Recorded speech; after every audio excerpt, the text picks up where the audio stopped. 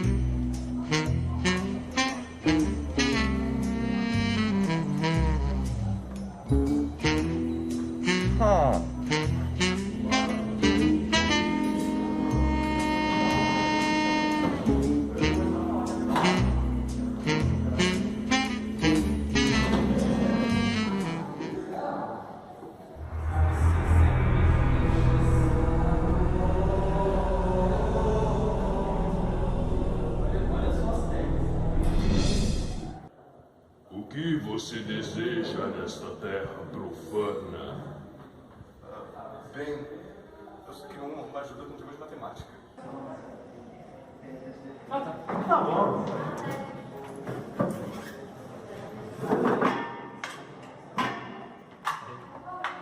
O que é isso no quadro, mano? Não é nada não. Não é nada.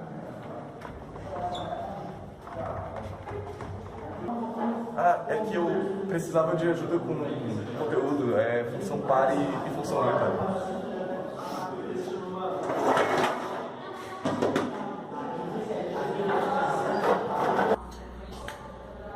Bom, como tu pode ver nesse diagrama de Venn aqui, esses são os nossos valores de x e de y. Independente do sinal que tu atribui ao x, o valor de y ele vai ser sempre o mesmo. Vou te passar um exemplo agora. Vamos usar a função f de x é igual a x ao quadrado. Bom, vamos supor que f de x seja 4, ou seja, x vai ser igual a mais ou menos 2. Por quê? Por quê? Bom, f de x a gente também pode dar ele como y, ou seja, nosso valor de y é 4. Obrigatoriamente, isso, que é uma potência, ele vai se transformar numa raiz quadrada. Ou seja, raiz quadrada de 4 é mais ou menos 2. E bem, o sinal, positivo ou negativo, se dá justamente por ele estar numa potência. Então, se ele for positivo ou negativo, logo será o mesmo resultado. É isso? Basicamente, sim. Agora fodeu. Bom, como ele já havia explicado, para todo y eu tenho um x, independente do sinal, ele vai ter o mesmo y. Um exemplo de como fazer isso nas funções de segundo grau é esse daqui.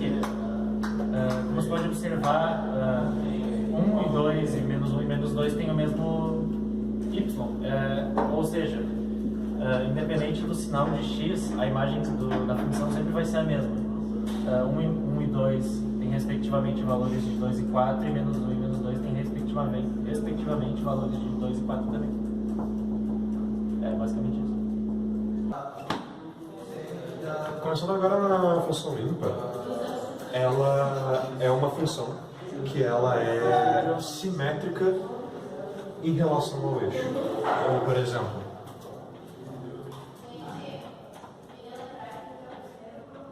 temos aqui os pontos.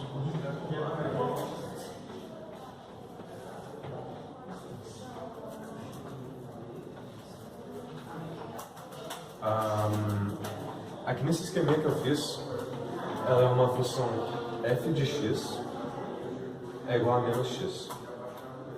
Ou seja, o número que ela tiver aqui vai ser negativo. Tá vendo um padrão aqui? Que ele vai ficar... O número que está aqui ele vai ficar negativo. E assim por diante.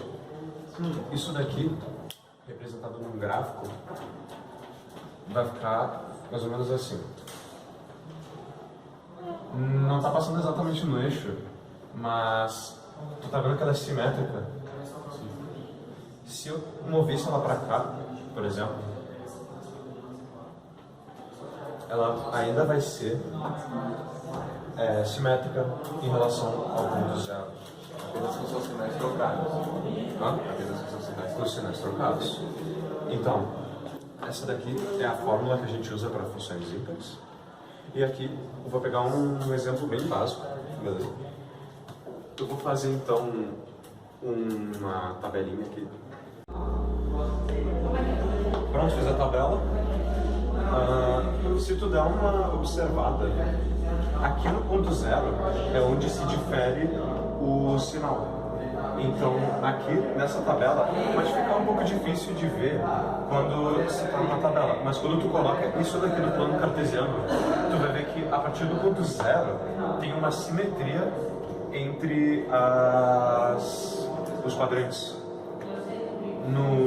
Nesse caso aqui, do ponto zero para o positivo, a gente vai ter então como se fosse algo mais ou menos assim.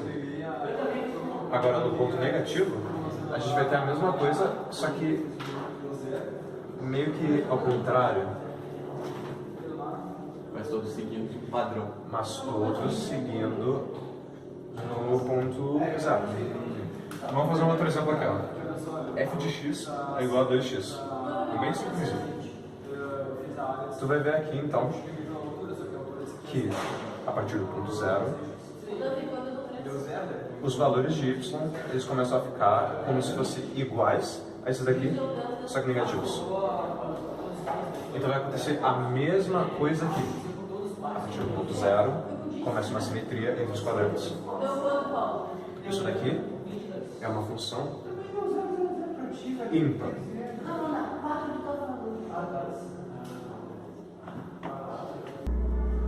Nós vemos então aqui dois exemplos de funções de par ou ímpar. Aqui a gente tem um exemplo de uma função ímpar, por causa que ela é simétrica em relação ao eixo zero, em relação ao centro. E aqui embaixo a gente tem uma função par, mesmo que ela seja de duas leis, por causa que aqui é um ponto onde separa uma função e outra. Vamos dizer que elas são exatamente iguais, que elas têm o mesmo ângulo aqui. Sendo assim, já que independente do sinal, ela vai ter o mesmo valor de y, então a gente pode se considerar que essa daqui é uma função par. Tá, mas se a função não for par e nem ímpar? Primeiramente, me desculpa, eu tive que ir lá rapidinho cortar o cabelo e trocar de vestimenta, não é nada demais. A única coisa agora que a gente tem que explicar é como funcionam as funções sem paridade. Basicamente, como a gente já viu, só recapitulando, a função par ela tem simetria com o eixo y, ou seja, ela sempre vai ser simétrica ao eixo y, ela sempre vai passar. O b sempre vai ser zero, né? Que é o que determina se a função vai cortar o eixo y quando ela estiver descendo, crescendo, ou normal, assim, eu acho que se fala assim. A função sem paridade, no caso, ela não vai ter simetria com o eixo y e ela não vai ter simetria com o eixo com a origem, que no caso seria a função ímpar, como ela funciona. Esses aqui são alguns exemplos. Tu pode ver que ela não tem simetria nenhuma com o y. Ela tem simetria, mas não é com o y. Esse aqui é outro exemplo. Lembrando, funções de múltiplas sentenças também entram nessa história. Isso aqui não tem paridade nenhuma. Isso aqui não tem simetria nenhuma com o eixo y nem com a origem. Essa aqui também não, mesmo sendo de segundo grau também. Outra coisa, agora eu vou te passar 3 dicas para como tu pode analisar se uma função ela é par, ímpar ou sem paridade, sem precisar fazer nenhum gráfico. Primeiramente não. Tu só basicamente tem que analisar os expoentes dos x sendo elevados na tua função. Uma função par, por exemplo, vai ter todos os expoentes dela elevados a números pares. Um exemplo é x² mais 1. Daí agora tu deve estar se perguntando por que 1 tem um expoente par sendo elevado, o x do 1 está sendo elevado a um expoente par, como assim? Primeiro, 2 x está sendo elevado a 2, que é um número par, e aqui atrás desse x entre aspas a gente não consegue ver, né? Mas tem um x0 aqui, x elevado a 0, que equivale a 1. 0 é par. Basicamente assim. Outro exemplo, x² 1.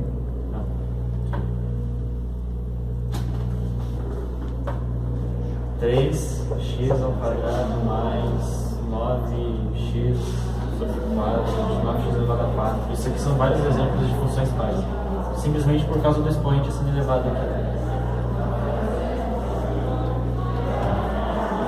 Agora, uma maneira de tu ver se uma função ela vai ser ímpar ou não é pelo expoente dela também. Isso tudo é pelo expoente.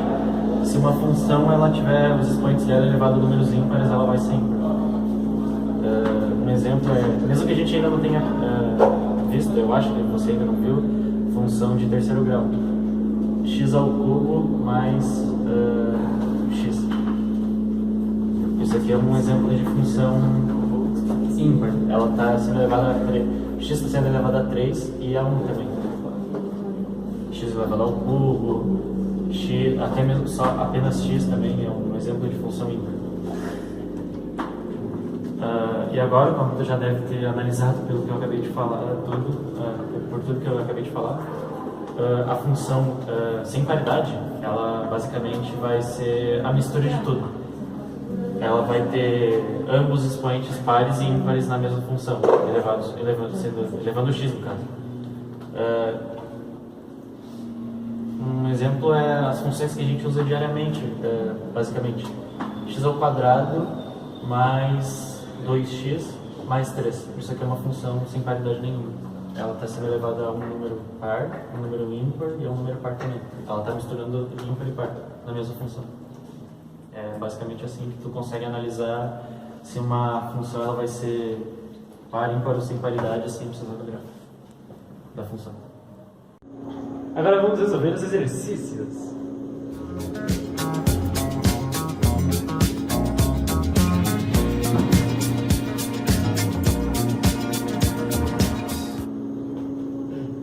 Bom, nesse exercício, ele pede para identificar se a função é par ou ímpar ou sem paridade. Pode ser também. Eu vou passar um exemplo e depois eu vou fazer aqui, porque não ganho muito bem. Eu não ganho bastante para isso. Bom, no caso dessa função, a gente pode perceber logo de cara que a função é par. Por que a função é par? Justamente pelos expoentes de x, como foi dito anteriormente? Exatamente, pelos expoentes de x. O primeiro expoente de x é par, 4 é par, você sabe. Claro. 2 é par. E 0 é par. Logo, toda a função A é par. função é par.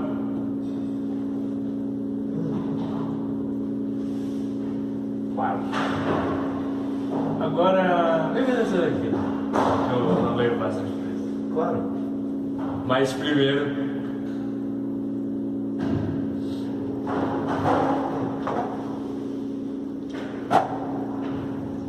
Bom, continuando na lógica dele aqui, essa função seria uma função ímpar.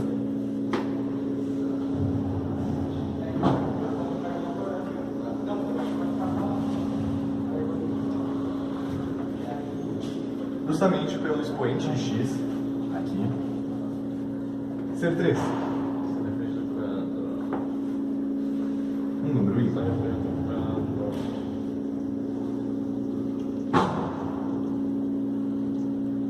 E os gráficos? Bom, os gráficos seguem a mesma lógica. Aqui, nessa função, ela não tem simetria tanto com o eixo y, tanto com o zero. Logo, é uma função sem paridade. Não é par nem ímpar. de fato, Então, sim.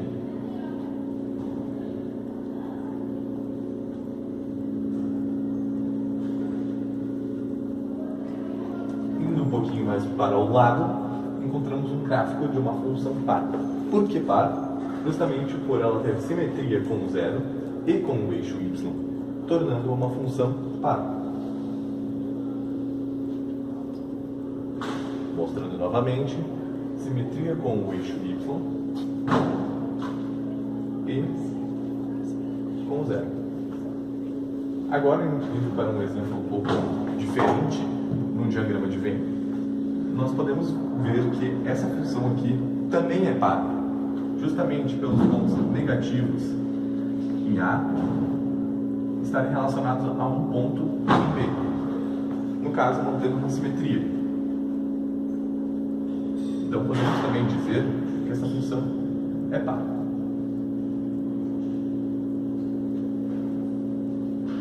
Aqui, nós encontramos também que é uma função fragmentada, no caso, com várias sentenças.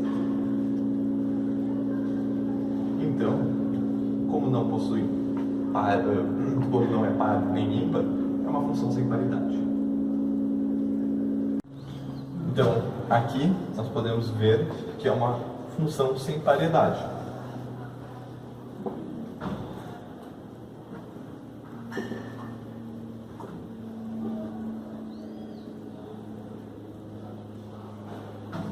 Nós indo um pouquinho mais para baixo, aqui, podemos verificar novamente o diagrama de Venn e nós encontramos uma função ímpar, justamente por causa disso. F de x é igual a menos f de menos x. No caso, tem uma simetria com o eixo zero, no caso o espelhamento, desculpe, com o eixo zero simétrico. Isso. E, bom, agora indo para aqui, esse exemplo um pouquinho absurdo, com um número um pouquinho grande, nós podemos resolver ele facilmente, dizendo se ele é par ou ímpar, justamente pelo expoente de x, que nesse caso é ímpar.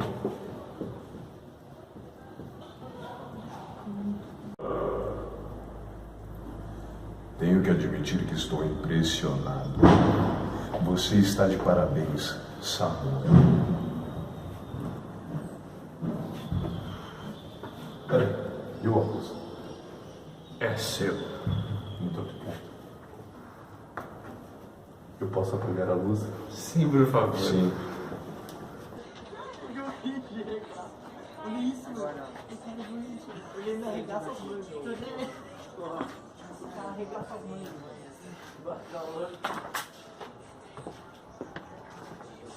Mas o que é isso?